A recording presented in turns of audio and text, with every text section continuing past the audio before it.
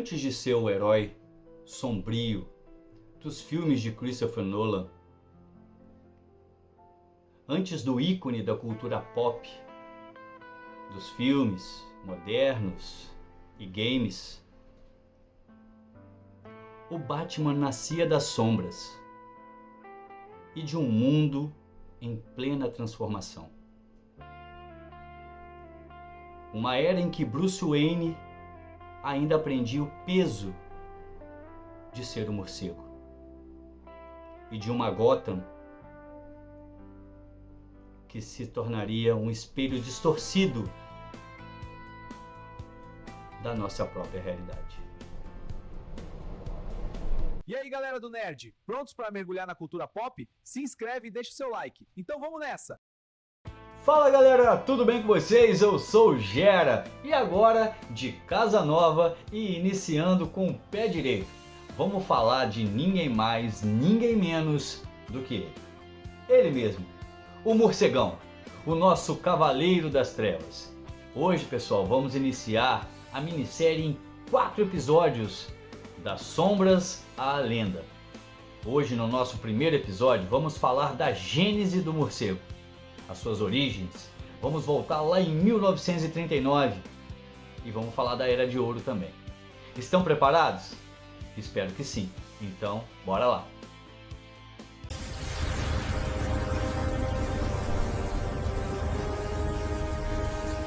Então vamos lá. Em maio de 1939, na revista Detective Comics número 27, o mundo conheceu um novo tipo de herói. Ele não tinha superpoderes. Ele não vinha de outro planeta. E diferentemente do Superman, ele não sorria para as câmeras. Ele caçava nas sombras.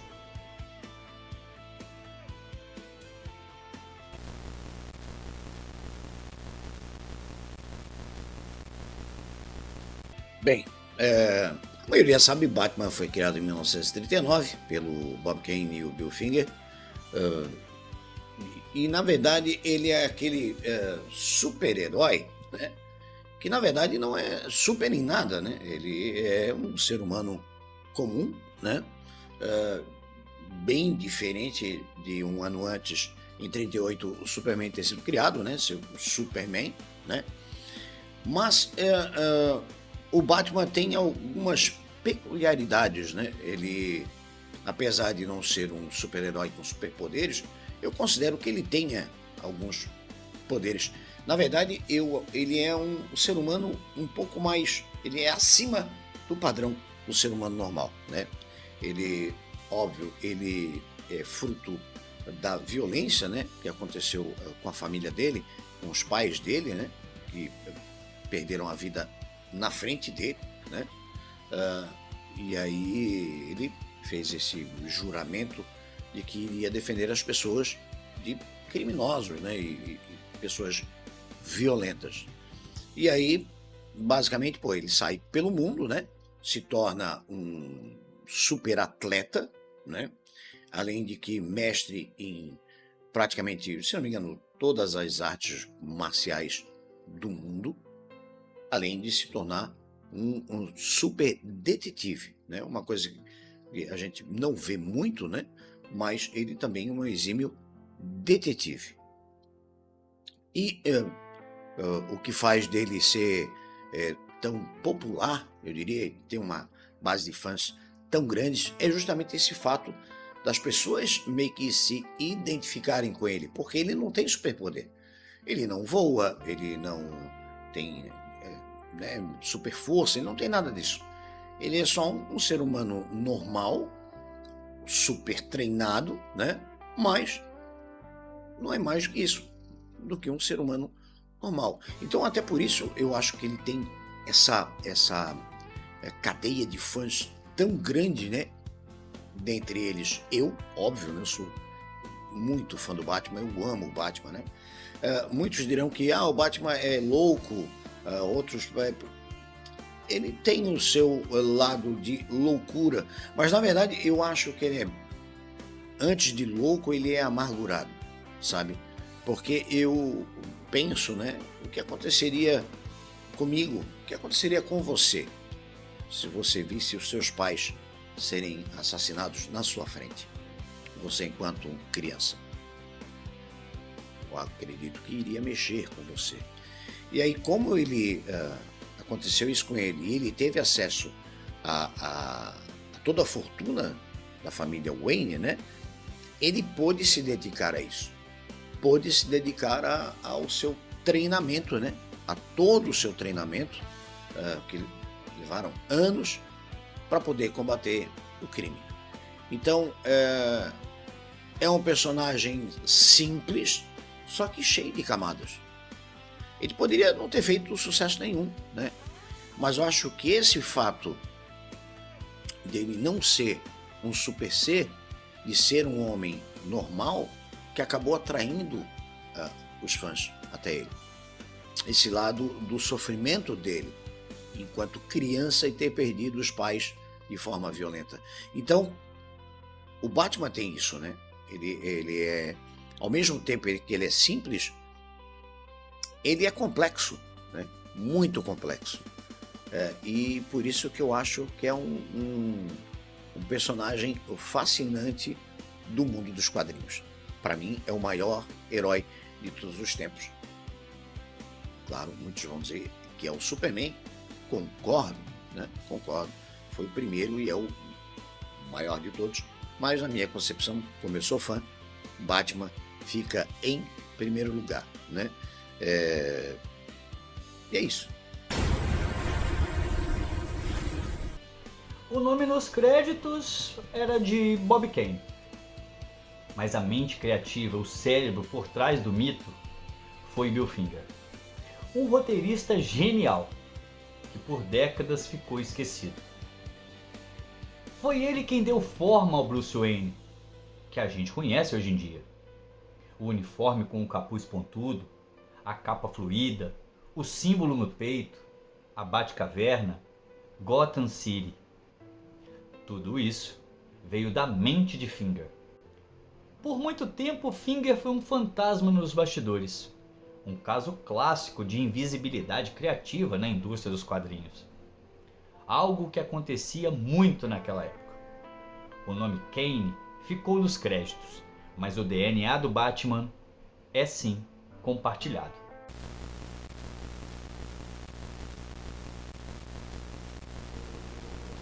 Bob Kane apresentou à DC a ideia do Batman em 1939, mas aquele personagem inicial era bem genérico. Quem realmente moldou o Batman, como conhecemos, foi Bill Finger. Foi Finger quem criou o visual sombrio, o clima de detetive, Gotham City, os personagens essenciais como Coringa, Mulher Gato, Duas Caras. Ele deu alma, contexto e identidade ao herói. O problema é que Bob Kane tinha um contrato que garantia crédito exclusivo, enquanto Bill Finger trabalhou por décadas sem reconhecimento. Kane ficou famoso e rico e Finger morreu em 1974, praticamente esquecido. E só em 2015 a DC corrigiu essa injustiça histórica, passando a acreditar o personagem como Batman, criado por Bob Kane, com Bill Finger. O Batman que atravessou gerações não nasceu sozinho, ele foi construído. E Bill Finger foi fundamental nisso.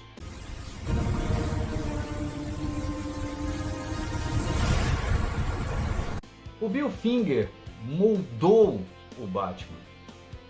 Se Bob Kane criou o conceito, Bill Finger criou o universo. Trouxe alma, contexto ao herói. E talvez sem ele, o herói fosse apenas mais um vigilante mascarado das revistas Pulp.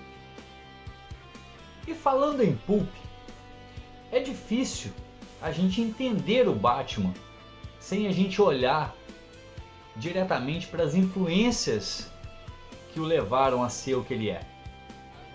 The Shadow, Doc Savage, personagens misteriosos, justiceiros mascarados que operavam nas sombras de uma cidade corrupta, exatamente como Gotham viria a ser.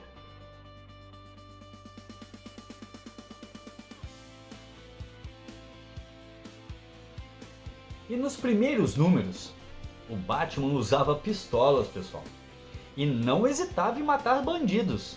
É, meus amigos, sim, o Batman matava. Esse era o clima da época. Histórias duras, moral ambígua e um herói que não se encaixava no perfil de símbolo de esperança. Ele era o medo.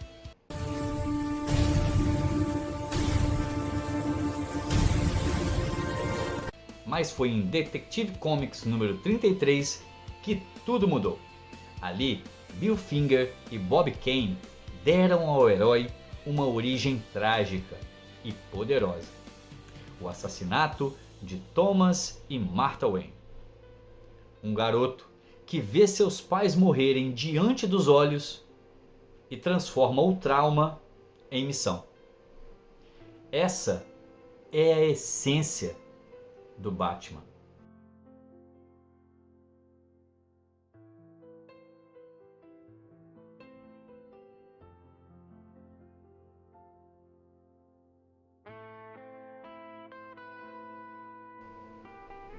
E a partir daí, o personagem deixou de ser apenas um vigilante.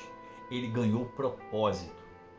E quando isso aconteceu, as histórias começaram a construir um verdadeiro mito. O sucesso, meus amigos, foi imediato. Em 1940, o Batman ganhou sua própria revista, Batman número 1.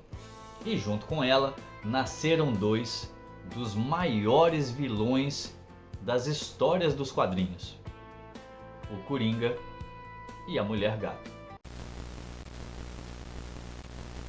Coringa, ele foi criado em 1940, né? Um ano depois que o Batman. Na verdade, foi criado apenas para uma história. Ele iria participar dessa história e iria morrer nessa história e tal, não seria mais usado. Mas o sucesso dele foi tão grande pelo fato dessa coisa da loucura dele, né? Porque o que é que fascina a galera no Coringa? É o fato dele ser louco, né? Na verdade, esse é o superpoder do Coringa, né? Vamos dizer assim, que é a sua loucura, né? Ele não tem freios, né? Porque ele tanto pode fazer alguma coisa contra um adulto, contra um animal, contra uma criança, contra um idoso. Ele não tem freios, né? Então eu acho que é por isso que a galera se apaixonou pelo Coringa. E aí, era para ser um quadrinho só, era para ser uma revista só. Estamos com ele até hoje, que, na minha opinião, é o maior vilão de todos os tempos. Alguns vão dizer, não, mas pô, cinquentão, o Darth Vader. Não, eu considero o Darth Vader o maior vilão de ficção científica. Mas o vilão, para mim, no geral, é o Coringa. E uma coisa tão louca, né? Que ele é um vilão tão icônico que, apesar de ser um vilão exclusivo do Batman, né? Ele se encaixa como vilão em qualquer outro super-herói da DC Comics. Você pode jogar ele numa história do Superman, uma história do Arqueiro Verde. Cara, ele se encaixa em qualquer um, justamente por isso, por ele ser um cara ambíguo. Ele não tem regras, ele é louco. Ele é basicamente louco. E é isso que o pessoal, acho que acabou se apaixonando por ele, né? E aí temos uma outra vertente, né? Que seria um outro lado, que é a Mulher Gato, né? A Selina Kyle, que também foi criada em 1940, só que é totalmente ao contrário do Coringa. Na verdade, ela foi criada primeiro para ser só uma ladra, né? Uma ladra com uma roupa parecida com a roupa de gato, né?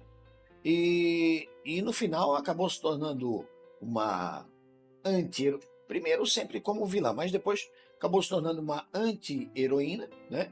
E por fim o par romântico do Batman, do Bruce Wayne. Então, ela é uma vilã anti-heroína, hoje em dia é mais anti-heroína do que vilã, né? Que, na verdade, ela não tem superpoderes, mas ela tem uma agilidade enorme, né? É uma atleta também, igual ao Batman, só que mais ágil pelo fato do peso, né? Dela ser mais esguia, né? E tem uma habilidade enorme para arrombamento de cofres e tal. Então, também foi um personagem para ser criado para aparecer em uma das historinhas e no final roubou o coração dos leitores, né? E acabou se tornando o que é hoje a Mulher Gato, que geralmente o pessoal fala em Batman, já lembra de Mulher Gato e Coringa, basicamente, né? São os dois principais ali da prateleira, né? Do mundo do Batman. Então, olha só que coisa interessante, né? Tanto o Coringa quanto ela foram criados em 1940, né? E são as duas faces diferentes de uma moeda, né? Enquanto o Coringa é a loucura encarnada, né? É aquele vilão maluco, né? Ela é a parte sensual, a parte feminina, né? Claro, como eu falei, era uma ladra, né? Hoje em dia é uma anti-heroína. E acabou sendo, enquanto o Coringa é o maior vilão do Batman, ela é o maior amor do Batman.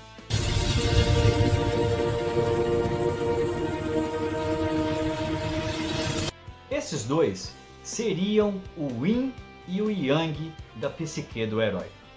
O Coringa, o espelho quebrado que revela o que o Bruce poderia ser se cruzasse a linha. E a Mulher Gato, o desafio emocional que lembra que até o morcego tem coração.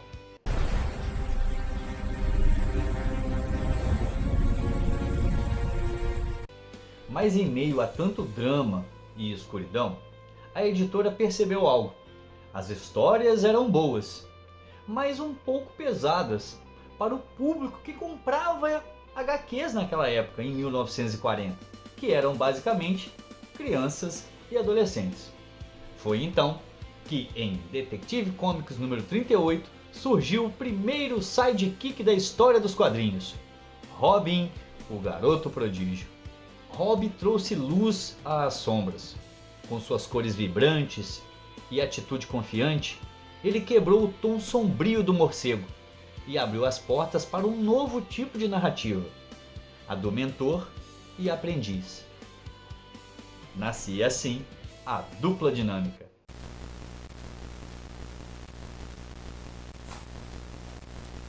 Deixa eu ver aqui, dá licença Batman rapidinho, quero do morcego, o que eu vou ler?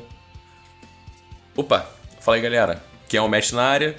E, já que a gente tá falando de Batman, sabe que o Batman é meu personagem favorito da DC? Eu acho que isso é meio clichê de se falar. Então pra gente falar de Batman, sem falar de Batman, vamos falar do Robin. Sabiam que o Robin foi o primeiro ajudante ou sidekick das histórias dos quadrinhos? Graças a ele que a gente tem o Kid Flash, o Aqualad, até o Bucky do Capitão América. E ele basicamente, o Dick Grayson, todo mundo sabe que tem um monte de Robin, né? Todo mundo já ouviu falar que tem, pelo menos na minha época, até minha época eram 3 Robins principais, fora a menina do Cavaleiro das Trevas. E esses 3 principais, né? O Dick Grayson, o Jason Todd e o Tim Drake eram os principais, né?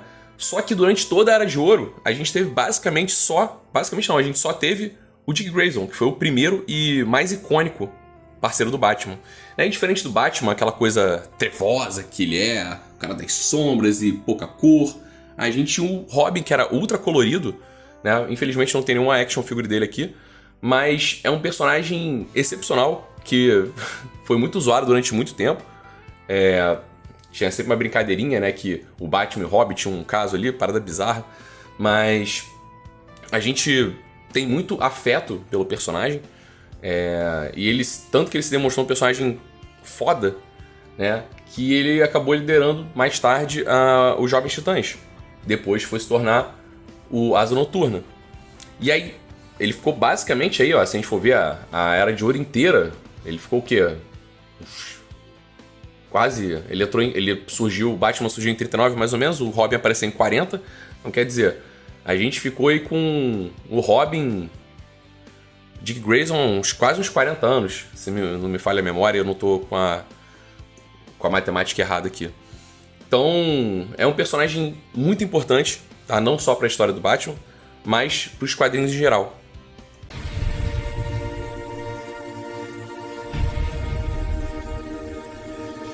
Essa parceria, pessoal, foi um sucesso comercial. As vendas dispararam e logo os roteiristas começaram a criar um universo riquíssimo ao entorno do herói. O Comissário Gordon, o Batmóvel, o Bat-Sinal e, é claro, a Batcaverna, que viraria o coração simbólico do personagem. Batman's outside. He's not coming. You're a hard man to reach.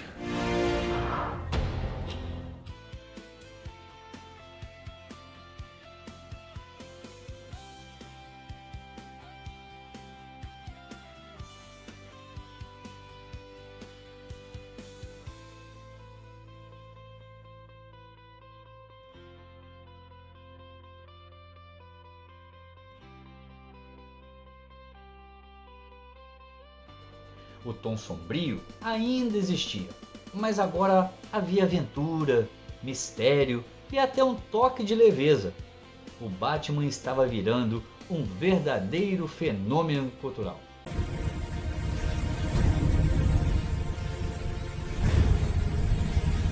Nessa era, roteiristas como Gardner Fox e artistas como Jerry Robinson e Dick Sprang definiram o visual e o estilo narrativo do Batman clássico.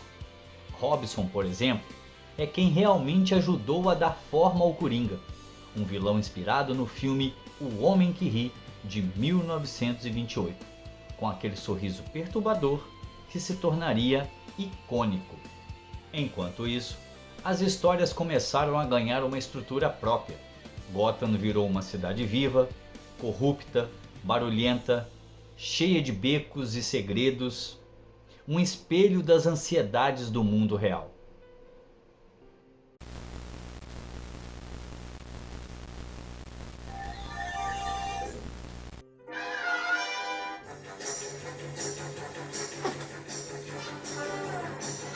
E assim, o Batman é um personagem essencialmente urbano. E como personagem urbano, ele representava todos aqueles medos e anseios que a população tinha e ainda tem no meio das cidades.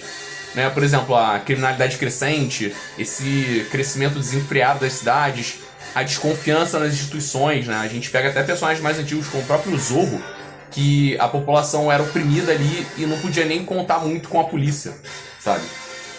E a gente tem até outras inspirações, como aqui, ó. Heróis antigos ali, como o Gato Negro e outros.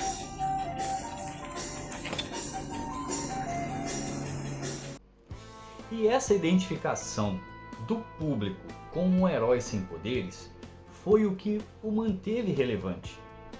Enquanto outros heróis eram considerados deuses, o Batman era humano. E isso o tornava acessível.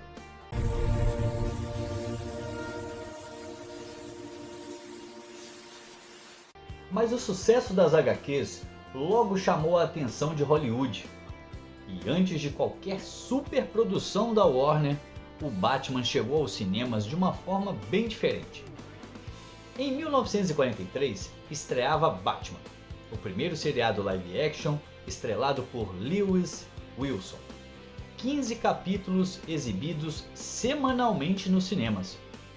O visual era um tanto rudimentar, o orçamento era pequeno e o roteiro, digamos, peculiar. O seriado foi claramente uma peça de propaganda da Segunda Guerra Mundial. O vilão era um agente japonês e o tom era abertamente nacionalista.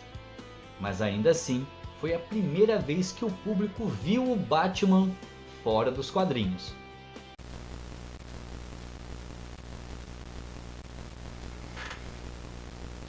Quando Quando a gente fala do Batman, todo mundo pensa logo no sock, pô, pum, splash, splash. Todo tipo de onomatopeia, porque vem da série, a série original do Batman que passava lá com o Adam West. Todo mundo lembra daquilo, ficou no imaginário das pessoas, um tipo de ponto de referência cultural. O que você pensa no Batman? Você lembra daquela série na hora. Em 1949, veio Batman e Robin, com Robert Lowery no papel do morcego. Outro seriado de 15 capítulos, igualmente limitado, mas com um charme retrô irresistível. Foram produções baratas, é verdade, mas abriram um caminho para que o Batman se tornasse um ícone transmídia.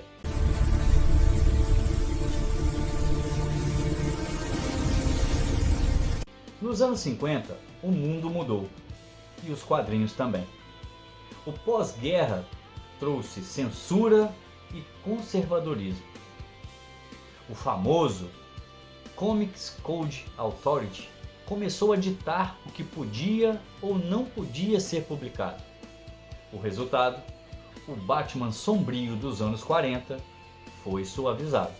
As histórias ficaram mais leves, quase caricatas, com tramas de ficção científica, viagens no tempo.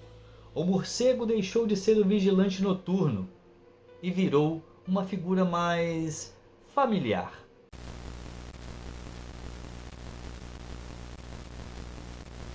Era uma época que tinha censura, né? Aí era um Batman meio meio tranquilão, assim. Ele não podia dar porrada pra caramba. Quando ele dava um soco, um chute, o bandidão caía no chão, mas tinha que mostrar que ele tava de boa, ele só tava inconsciente, assim. Não é que ele tinha quebrado a cabeça, acertando a guia da calçada. Ele tava só ali, meu Deus, ele tava só meio desacordado. Mas faz parte, né? O Batman domesticado. Mas pessoal, cada fase tem a sua importância. Essa suavização do personagem o manteve vivo até a próxima grande reinvenção, que viria a acontecer na década seguinte, em 1960, com as séries de TV, e depois o grande retorno às trevas nas mãos de roteiristas como Denny O'Neil e Frank Miller. E assim termina a Era de Ouro, uma época em que o Batman nasceu, cresceu e se transformou, de um justiceiro das sombras a um símbolo da cultura popular. Mas o melhor ainda está por vir. No próximo episódio, vamos mergulhar na Era de Prata, quando o Batman virou espetáculo, televisão e cor. E depois, o retorno às trevas.